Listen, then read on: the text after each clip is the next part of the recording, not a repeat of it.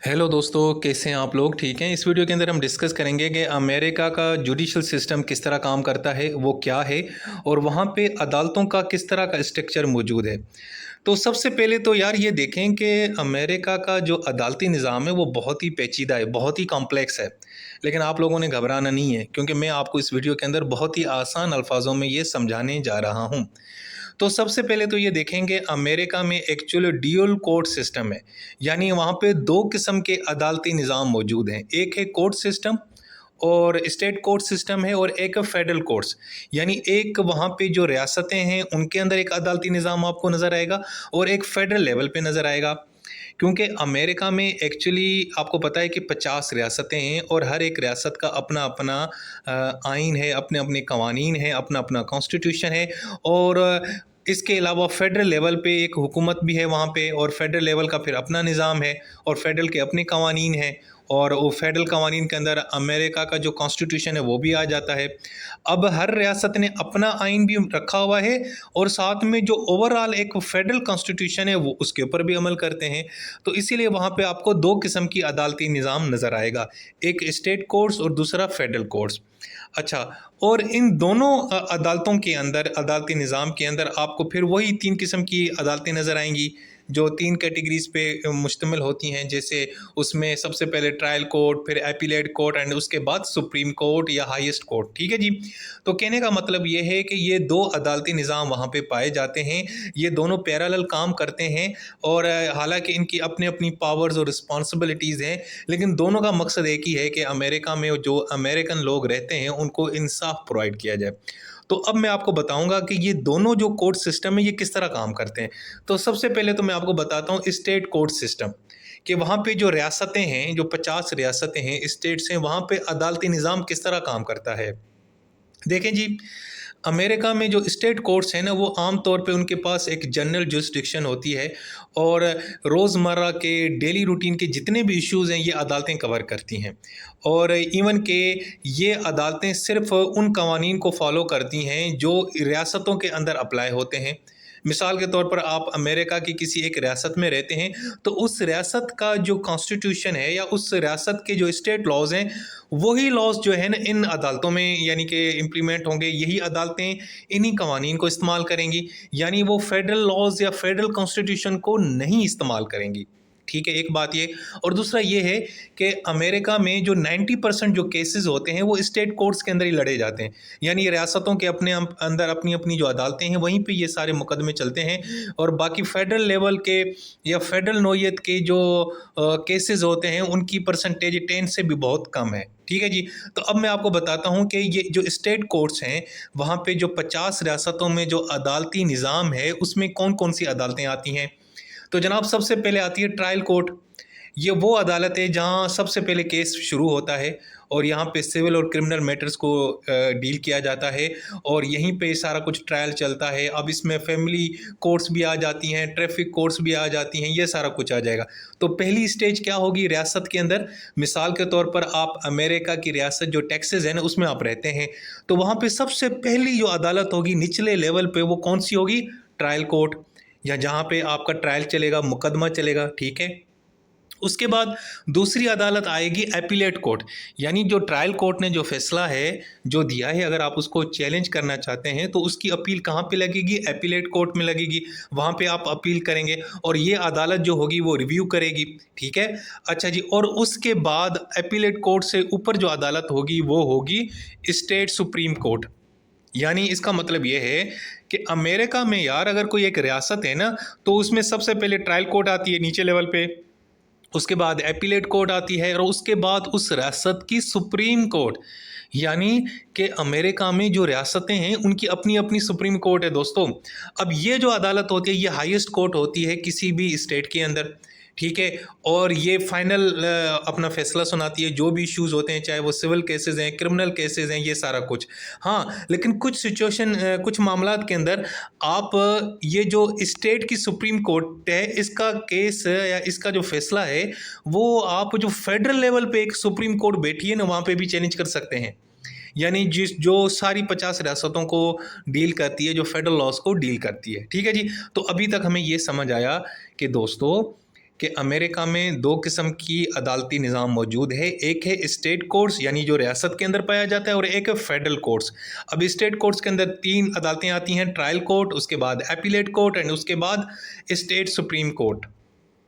अच्छा जी, अब यहाँ पे एक और चीज़ मैं आपको बताऊं, वैसे तो हर रियासत के पास एक एक सुप्रीम कोर्ट है और वही सुप्रीम कोर्ट सिविल केसेस भी सुनती है और क्रिमिनल केसेस भी, लेकिन अमेरिका में दो ऐसी रियासतें हैं जिनके पास दो दो सुप्रीम कोर्ट हैं।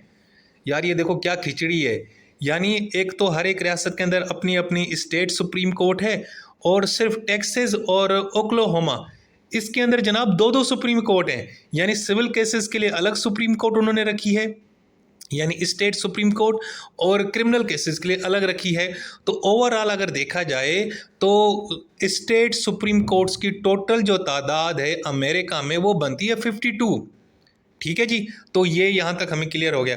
अब ये कौन से केसेस देखती हैं स्टेट कोर्ट्स, ये जितनी भी मैंने आपको बताई, trial, appellate and state supreme court, यार खुसूसन वो क्रिमिनल लॉज, हर रियासत के अपने अपने क्रिमिनल लॉज होते हैं, सिविल लॉज होते हैं अगर उसकी कोई खिलाफ वर्जी करता है, फैमिली लॉज होते हैं, इनहेरिटेंस के केसेस हैं, ट्रैफिक के इश्यूज़ हैं, जेवनाइल मैटर्स हैं, ये बच्चों के जो इश्यूज़ होते हैं, यंग एज में जो क्राइम करते हैं, और इसके अलावा अगर टैक्सेस के मामलात हैं, टैक्स डिस्प्यूट हैं, ये सारे मामलात ये स्टेट कोर्ट्स देखती हैं।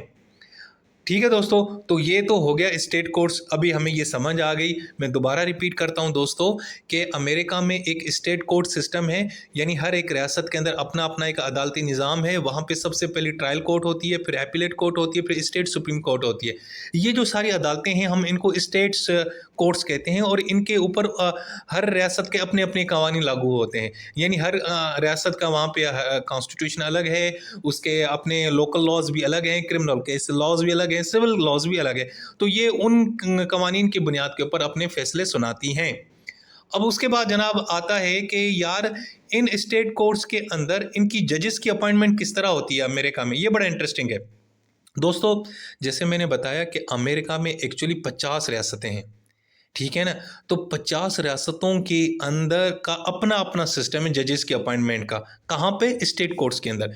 यानी कुछ रियासतों में गवर्नर्स अपॉइंट करते हैं, कुछ रियासतों में वहाँ की जो स्टेट लेजिस्लेचर्स हैं, वहाँ की जो, यानी आप आसान अल्फाजों में जो वहाँ की जो पार्लियामेंट है रियासत की, वो अपॉइंट करती है। कहीं पे तो भाई इन जजेस का इलेक्शन भी होता है कुछ रियासतों में, और लोग जज का यानी वोट देते हैं। और कहीं पे ये इलेक्शंस पार्टीशंस होते हैं, यानी पॉलिटिकल पार्टीज़ के नाम पे लड़े जाते हैं, और कहीं पे नॉन पॉलिटिकल पार्टीज़ के नाम पे लड़े जाते हैं, और कहीं पे तो मेरिट पे किया जाता है, और कहीं पे तो कुछ क्वालिफाइड लोग हैं वो पिक करते हैं, ठीक है। और कहीं पे गवर्नर चूज़ करता है, और कहीं पे वोटर्स जो है ना डिसाइड करते हैं कि भाई कौन सा जज लगेगा।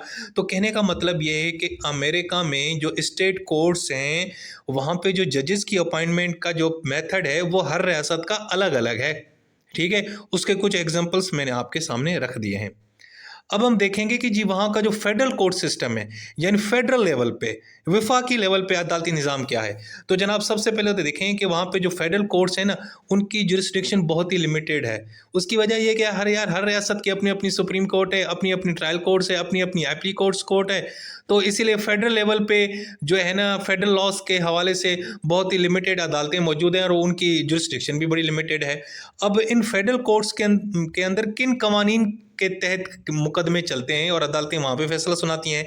तो भाईजान एक तो अमेरिका का जो कॉन्स्टिट्यूशन है, अगर आपने अमेरिका के कॉन्स्टिट्यूशन का जो फेडरल कॉन्स्टिट्यूशन है पूरी अमेरिका का, अगर उसकी आपने खिलाफ वर्जी की है तो उसका मुकदमा कहाँ चलेगा? फेडरल कोर्ट्स में।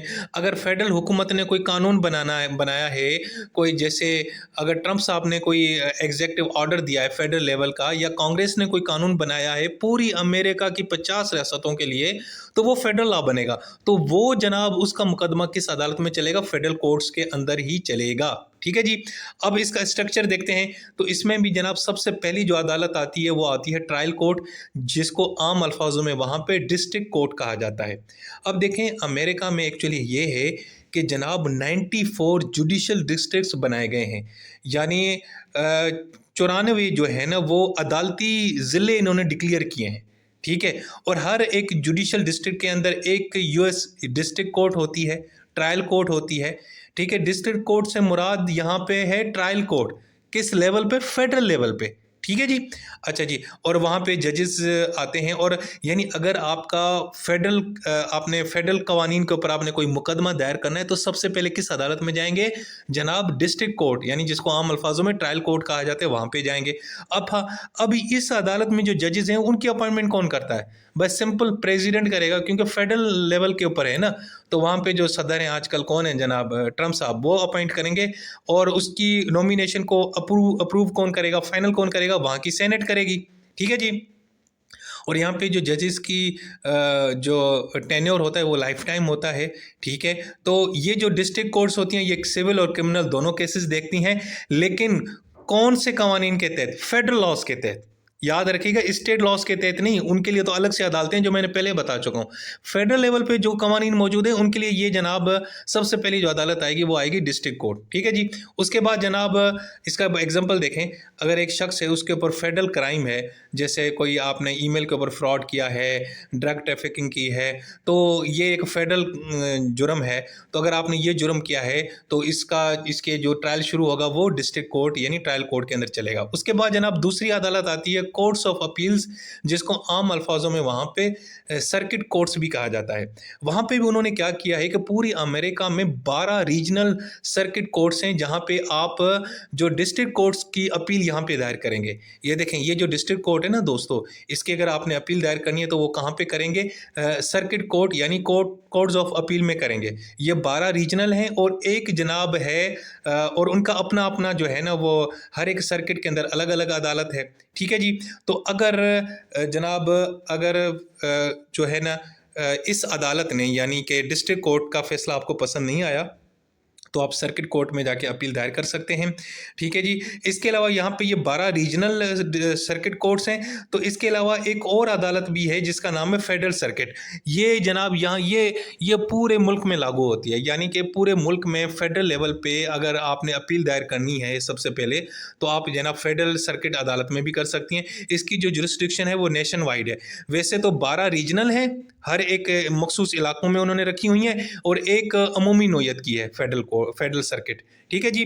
और वहाँ पे आमतौर पे ये जो इंटरनेशनल ट्रेड के इश्यूज़ होते हैं, वेटरन्स बेनिफिट्स हैं, अगर इसके तहत अगर आपने अपील दायर करनी है तो आपने सर्किट कोर्ट्स के अंदर आनी है। तो टोटल इनकी तादाद कितनी बनती है जनाब? ये बनती हैं 13 अदालतें। तो यार ये अदालतें एक किस्म की अपीलेट कोर्ट्स हैं। ठीक है जी ना। अच्छा जी, उसके बाद आती है सुप्रीम कोर्ट ऑफ अमेरिका। ये वही सुप्रीम कोर्ट है जिसका हम चर्चा सुनते हैं। तो जनाब ये फाइनल सबसे बड़ी अदालत, ठीक है, ये हाईएस्ट कोर्ट है अमेरिका के अंदर, और ये भी किस कानून के तहत काम करती है? फेडरल कॉन्स्टिट्यूशन के तहत काम करती है। यानी फेडरल कवानीन और फेडरल जो कॉन्स्टिट्यूशन है वो इसके ऊपर अप्लाई करेगा, और इसके पास बहुत सारी पावर्स हैं। रिट ऑफ सर्चराई भी होती है। मिसाल के तौर पर इसका जो फैसला है वो नीचे वाली अदालतों के ऊपर जनाब बाइंडिंग होता है, और ये नीचे वाली अदालतों के जो फैसले हैं उनको ये दुरुस्त भी कर सकती है, जिसको रिट ऑफ सर्चराई कहा जाता है। ठीक है जी। सो ये जनाब फेडरल अपीलेट कोर्ट्स जिसको सर्किट कोर्ट कहा जाता है, इनके फैसलों को ये रिव्यू कर सकती है, लेकिन शर्त ये है अगर फेडरल लॉ या कॉन्स्टिट्यूशन इन्वॉल्व है। ठीक है जी। तो इस सुप्रीम कोर्ट के अंदर कितने जजेस होते हैं दोस्तों? 9 जजेस होते हैं, और चीफ जस्टिस समेत। और इन सब को अपॉइंट कौन करता है? प्रेसिडेंट। और अब कंफर्म कौन करता है? सेनेट करता है। मिसाल के तौर पर एक स्टेट सुप्रीम कोर्ट है, किसी रियासत की सुप्रीम कोर्ट, जो मैं पहले बता के चुका हूँ, उसने कोई फर्स्ट अमेंडमेंट के हवाले से ना कोई एक फैसला सुनाया है, तो अब इसकी अपील आप कहाँ दायर करेंगे? इस सुप्रीम कोर्ट के अंदर। यानी वैसे तो स्टेट सुप्रीम कोर्ट के बाद कोई और अदालत नहीं है, लेकिन अगर कोई फेडरल नोयत का मामला है तो फिर रियासत की जो सुप्रीम कोर्ट की अपील कहाँ पे लगेगी? इस वाली सुप्रीम कोर्ट यानी फेडरल सुप्रीम कोर्ट के अंदर लगेगी। ठीक है जी। दोस्तों ये अदालती निज़ाम आपके सामने, इसको मज़ीद मैंने आसान किया है। अब देखते हैं कि जनाब एक है फेडरल कोर्ट्स और एक है स्टेट कोर्ट। सबसे पहले लोएस्ट लेवल नीचे से शुरू करते हैं। तो फेडरल कोर्ट्स में सबसे नीचे वाली अदालतों को क्या कहा जाता है जनाब? डिस्ट्रिक्ट कोर्ट्स कहा जाता है। और ये पूरे मुल्क में कितनी हैं? ये 94 हैं। यहाँ पे सिविल और क्रिमिनल केसेस शुरू होते हैं। तो इसी तरीके से स्टेट कोर्ट्स के अंदर सबसे नीचे वाली अदालत का नाम क्या है? ट्रायल कोर्ट है। ठीक है जी, ओके हो गया। यहाँ पे सिंपल सिविल और क्रिमिनल केसेस शुरू होते हैं। सेकंड लेवल के ऊपर फेडरल कोर्ट के अंदर कौन सी अदालत आती है? सर्किट कोर्ट्स आती है, जो कोर्ट्स ऑफ अपील भी कहा जाता है। और ये टोटल कितनी होती हैं? 13, 12 रीजनल और एक फेडरल सर्किट। ठीक है जी। और जो स्टेट कोर्ट्स के अंदर जो सेकंड लेवल पे अदालत आती है उसको सिंपल एपीलेट कोर्ट्स कहा जाता है, जो ट्रायल कोर्ट्स को रिव्यू करती हैं। ठीक है जी। और हाईएस्ट लेवल पे फेडरल सर कोर्ट्स के अंदर सुप्रीम कोर्ट आती है, जिसके अंदर 9 जजेस होते हैं। और स्टेट कोर्ट्स के अंदर स्टेट सुप्रीम कोर्ट आती है, ये फाइनल अथॉरिटी होती है ऑन स्टेट लॉ। ठीक है। हाँ, लेकिन अगर जो स्टेट सुप्रीम कोर्ट का फैसला, वैसे आप सुप्रीम कोर्ट ये जो फेडरल वाली है जो इसके सामने लिखी हुई है, इसके अंदर अपील कर सकते हैं। शर्त यह है कि अगर वो कोई फेडरल या आईनी मामला हो। ठीक है जी। अच्छा जी, अब हम देखेंगे कि अमेरिका का जो जुडिशल सिस्टम है इसके बुनियादी प्रिंसिपल क्या है। भाई सबसे पहले तो रूल ऑफ लॉ, वहाँ की जो हुकूमत है, वहाँ का जो सरकार है, कांग्रेस है, आइन है, वो रूल ऑफ लॉ की बात करता है। वो कहता है कि जी कानून की हुक्मरानी होगी। ठीक है जी। उसके बाद जुडिशल इंडिपेंडेंस, अदलिया वहाँ पे आज़ाद है। जो फेडरल जजेस हैं वो उम्र भर के लिए अपॉइंट होते हैं और उनकी सैलरीज ना कम कर सकते हैं, कुछ भी नहीं हो सकता, ना वो रिज़ाइन दे सकते हैं, ना वो रिटायर हो सकते हैं। वो खुद चले जाएं तो ठीक है, अदरवाइज कोई उनको हटाएगा नहीं। यानी वो पॉलिटिकल प्रेशर से आज़ाद हैं।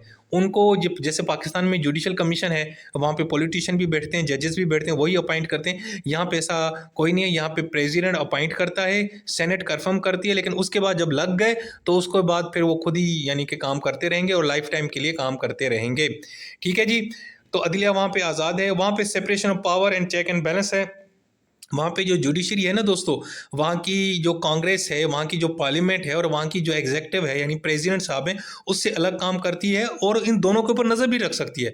यानी अगर कांग्रेस और प्रेसिडेंट कोई ऐसी हरकत करते हैं जो अनकॉन्स्टिट्यूशनल है, तो ये अदालत जो है ना, इसके पास जुडिशल रिव्यू की ताकत है अदालतों के पास कि वो एक्शन ले सकती हैं। और जुडिशल रिव्यू का जो कॉन्सेप्ट है आपको पता है, मशहूर केस था मरबरी वर्सेस मेडिसन, 1803 में आया था। उसके अंदर इस अदालत ने जुडिशल रिव्यू का इख्तियार इस्तेमाल किया। उन्होंने कहा कि अगर कांग्रेस कोई ऐसा कानून बनाती है जो अनकॉन्स्टिट्यूशनल है, आइन की खिलाफ वर्जी कर रहा है, या हमारे प्रेसिडेंट साहब ने कोई ऐसा हुक्मनामा दिया है जो आइन की खिलाफ वर्जी है, आइन के अगेंस्ट है, तो जनाब ये यहाँ की जो अदालतें हैं वो जुडिशल रिव्यू का इस्तेमाल करके उसको अनकॉन्स्टिट्यूशनल डिक्लेयर कर सकती हैं। तो ये भी जनाब जुडिशल रिव्यू की भी इनके अदालती निज़ाम के अंदर गुंजाइश है।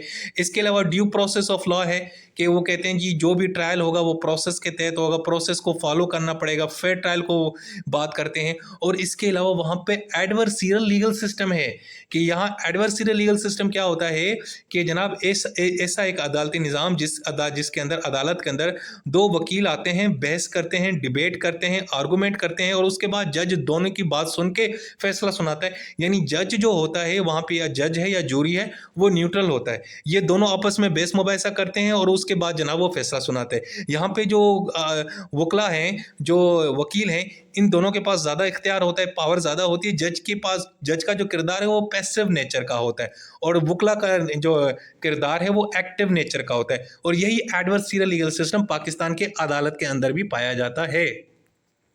अच्छा जी, इसके अलावा स्टेट डिसाइज का भी असूल है प्रेसिडेंट कि अगर किसी बड़ी अदालत ने फैसला दिया है तो नीचे वाली अदालत के ऊपर वो बाइंडिंग हो जाता है। इसके अलावा जो फेडरल कोर्ट्स हैं उनके पास बहुत ही कम केसेस आते हैं, क्योंकि हर रियासत ने अपने अपने कवानीन, अपना अपना आइन बनाया हुआ है। तो फेडरल जो कोर्ट्स हैं ना, चाहे वो नीचे वाली डिस्ट्रिक्ट कोर्ट है, ऊपर वाली सर्किट कोर्ट है या सुप्रीम कोर्ट है, इनके पास केसेस बहुत कम आते हैं अनटिल अनलेस अगर कोई आइनी मामला हो या फेडरल लॉस के रिलेटेड हो। ठीक है जी। इसके अलावा वहाँ पर राइट टू एन अटॉर्नी, यानी क्रिमिनल केसेस के अंदर अगर जो डिफेंडेंट बंदा है जिसके ऊपर इल्ज़ाम लग रहा है उसके पास अगर वकील नहीं है तो जनाब तो उसको वकील कर दिया जाता है। उसका ये बुनियादी राइट है कि वो उसके पास लीगल रिप्रेजेंटेशन हो, वो अदालत में जाए तो उसके पास एक वकील हो।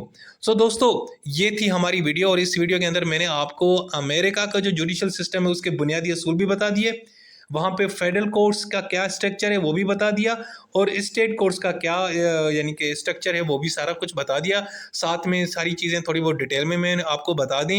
तो दोस्तों, ये थी हमारी खुसूसी वीडियो आप लोगों के लिए।